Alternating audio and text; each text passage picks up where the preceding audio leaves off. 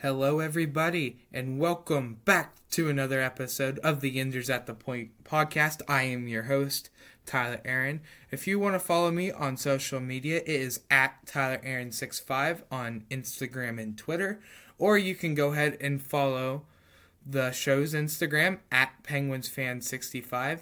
And in today's episode, we will talk about what would a potential Jake Guentzel contract extension would look like, what teams are most likely to make the next trade with us, and we will cap off this episode with the highlights of the Pittsburgh Penguins 2021-22 season. That is all coming up right after this drop. Oh, slap me, silly Sydney. Oh, save my face with a rusty razor. Oh, Murphy and the fans are smiling like a butcher's dog. Oh, let's go hunt moose on a Harley. Oh, scratch my back with a hat. As he beats Theodore like a rated mule. Ladies and gentlemen, you got it. Elvis has just left the building. Welcome back, everybody, to the Enders at the Point podcast. I am your host, Tyler Aaron. If you want to follow the show's Instagram, it is at PenguinsFan65. And I'm going to go right ahead and jump right into this first segment. It is what would be a potential contract extension for Jake Guentzel. I've been wanting to do this because I have seen a lot of other Penguins fans give their thoughts on what his contract extension should be looking like, and I'm going to go over his stats real quick. Starting off last season, he played 76 games for 40 goals, 44 assists, 84 points, and a plus-minus of 13. That is overall his best season as a Penguin. Moving on to the 2020-21 season, the COVID year, shortened season. He played 56 games, scoring 23 goals, 34 assists, for 57 points with a plus-minus of 7. In 2019 to 2020, this was his shoulder injury season. He only played 39 games, scoring 20 goals, 23 assists for 43 points with a plus-minus of plus 11. That overall would have been his best season by far if he got to play all 82, if he never got hurt. In 2018-19, he played all 82 games, scoring 40 goals again, 36 assists for 76 points with a plus-minus of 13. Overall, some of his best performances coming from the 2021 and 22 season. Moving on to the 2017-18 season, he played all 82 games, scoring 22 goals, 26 assists for 48 points, but unfortunately had a plus-minus rating of a -9. And his rookie season, the 2016-2017 season, he played 40 games, scoring 16 goals, 17 assists, 33 points, with a plus-minus of 7. Overall, he is a top-notch forward for the Penguins. In his entire career, he's played 375 games, 161 goals, 180 points, for a total of 341 points and a plus-minus of 42. Just under a point-per-game player in his career, and his career playoff stats is 58 total games, 34 goals, 24 assists for 58 points, and a +4 of his plus-minus. Overall, he is definitely one of the best Penguins forwards in the past 5-6 seasons overall, and when Jim Rutherford signed him to that 5-year, $6 million AAV deal, I think that was a very big steal. So what can we expect for Jake Guentzel on his next contract? His contract will be up after the 2023-24 season. So unfortunately, the Penguins can't start extension talks with Jake Guentzel till the end of next season, unfortunately, and it just comes down to whether Jake Guentzel wants to stay in Pittsburgh or not. It looks like he loves it here in Pittsburgh, and for me, it would be hard to see Guentzel in another uniform if he chooses to leave after the 2023-24 season. And what I think that he should get is around a 4-year, $8 to $8.5 million deal, AAV. I think that's fair for Jake Guentzel, 8 to 8.5 now. He might want long term. Basically, how I look at it and how Ron Hextall structured the Penguins with their contract extensions before free agency is, it looks like the Penguins only have 6 years left, is what it looks like. It looks like we'll be good for 6 more years, because by that point, Letang, Crosby, and Malkin's careers will all be dwindled and most likely retired by then. And I don't know if Jake Guentzel wants to stay for that. I mean, I think that he could be a future captain of the Penguins. I could see him as the next captain after Crosby leaves. If Crosby, Malkin, and Letang leave all the same year, I could see Guentzel absolutely as a future captain for this team and lead the rebuild process, because I feel like that's where the Penguins are heading. I hate to say it, but that's pretty much where we're heading. And 8 to 8.5 for a point per game player is kind of a steal, but at the end of the day, it just depends on what Jake Guentzel wants to do with the rest of his career. I could totally see the Penguins signing Guentzel to a long-term deal, but the AAV could come down if that were the case. It could go up if it's a shorter-term deal. But the way I look at it, the Penguins' 5-year plan is to play for a Stanley Cup and try and win one more time for our 3 big pieces. And Guentzel should be the number one priority in that. So I think, again, Jake Guentzel prediction, contract extension prediction, a 4-year, $8 to $8.5 million deal.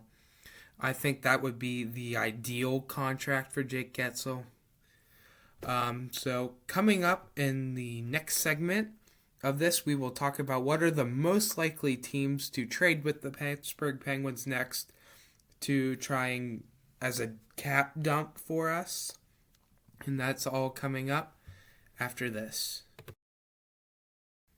Alright, I'm back on the Yinzers at the Point podcast. I am your host, Tyler Aaron. If you want to follow me on Instagram or Twitter, my social media is at TylerAaron65. Or you can follow the show's Instagram at PenguinsFan65. Jumping into the next segment, it is what teams are most likely going to make the next trade with us. So our current cap situation right now is we are actually over the cap by $1,480,175. And here's a list of who's probably most likely to get traded. Marcus Pettersson, Brian Dumoulin, Jason Zucker, and Teddy Bluger. And I put 2 underneath on the unlikely, and that is Kasperi Kapanen and Jeff Carter. I don't think that'll be the case between these 2 because we literally just signed them not too long ago. Marcus Pettersson has a cap hit of $4.025 million up to the year 2024-25. Brian Dumoulin has a cap hit of $4.1 million that expires after the season. Jason Zucker has a cap hit of $5.5 million that expires after this season. And Teddy Bluger has a cap hit of $2.2 million after this season as well. I think most likely we are going to trade out a defenseman. I'd like to think that is Marcus Pettersson, because I feel like what would happen is we'd end up in a buyout with Pettersson, and if we bought him out today, we would have to owe $1.341 million each year till 2027-28. I would hate that to be the case. We are already still in a $1.3 million cap dump still with Jack Johnson's contract, which I don't know, still has 3 or 4 more seasons left of that, so I'd hate for that to happen. But these are I have 4 teams here that I think will be the most possible suitors for the Penguins to dump one of these contracts. Number 1 is the Buffalo Sabres, who currently have around $23 million in cap space. They are very lackey when it comes on their defensive end, which is perfect for trading a guy like Pettersson and Dumoulin. For me to trade one of these players, it'd be ideal to get a prospect or a pick back.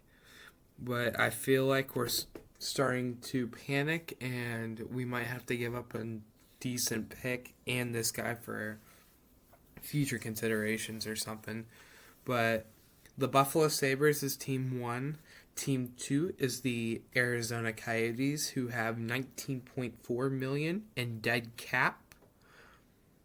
They very lack on defensive depth as well, which would be perfect to get rid of Pettersson or Dumoulin in this situation. And it would help them with their new 500-seat arena. Help them bring the fans in with a name like that. A third option is the Anaheim Ducks, who currently have $18.84 million in cap space right now. I know they just added John Klingberg to their defensive depth, but that would be a great suit. I mean, that's where we got Marcus Pettersson from, so maybe he can have his second stint with the Anaheim Ducks. And the last one is probably the least likely to happen, and that is the Chicago Blackhawks, who currently have $8.49 million in dead cap, so around the $8.59 million range, in between there. I know Patrick Kane and Jonathan Toews are on their block, and if they do move those two, getting a guy like Pettersson or Dumoulin or Zucker would help him get on that cap floor. So those are the 4 teams that I think are the most likely to make a deal for Pittsburgh for one of these guys like Pettersson and Dumoulin. I know the Penguins aren't interested in Teddy Bluger anymore. I mean, the original offer for Jeff Petrie was Marcus Pettersson and Teddy Bluger. And so that's all I have for the second segment. Coming up in the third segment is some of the highlights of the Pittsburgh Penguins 21-22 season. So stick around for that, and I'll be back after this. All right, I'm back for the third and final segment of the Insers at the Point podcast. I am your host, Tyler Aaron. If you would like to follow me on Instagram and Twitter, it is at TylerAaron65. Or you can follow the show's Instagram at PenguinsFan65. All right, getting on right into segment 3, the highlights of the 2021-22 Pittsburgh Penguins season. We're starting this off on January 11th of 2022. Evgeny Malkin's returned from surgery, his first game back of the season, scoring 2 goals and 1 assist in a 4-1 win over the Anaheim Ducks. Overall, a great game. Jarry making 26 saves, giving up 1 goal and a save percentage of .962. The other 2 goals going to Jeff Carter in the win. Moving right along to February 15th versus the Philadelphia Flyers. Sidney Crosby's 500th career goal, scored on the power play in the first period, I believe, as the Penguins notched that one 5-4 in overtime. Casey DeSmith making 23 saves with a save percentage of .852. The man Chad Ruedel scoring a goal, along with Letang, Guentzel, Crosby, and Dominic Simone. But overall, the highlight of that game was Sidney Crosby's 500th goal, and probably Chad Ruedel's beautiful goal crashing to the net. We all are Chad Ruedel fans. Next up was on March 27th, 2022, as we absolutely clobber-knocked the Detroit Red Wings 11-2. Tristan Jarry making 33 saves, giving up 2 goals with a save percentage of .943. And, this is going to be fun. Genny Malkin with a hat trick. Raquel scoring his first goal as a Penguin. Brian Russ notching a goal. Kapanen scoring one. Danton Heinen scoring one of his 18 goals this past season. Sidney Crosby with a goal. Jeff Carter with a goal. Brian Boyle and Teddy Bluger each with a goal. Just a total beautiful performance by the Penguins in that game. And moving on to one of the last games that was highlighted this season was May 3rd, 2022 versus the New York Rangers. It's game 1 where the Penguins won 4-3 in triple overtime. I remember that game like it was yesterday. I remember staying up till like midnight watching that game, watching Malkin knock in the tip-in. Casey DeSmith saved 48 with a save percentage of with a .941, and Louis Domingue, Mr. Spicy Pork and Broccoli, making 17 saves after coming into the third overtime with a save percentage of 1.000.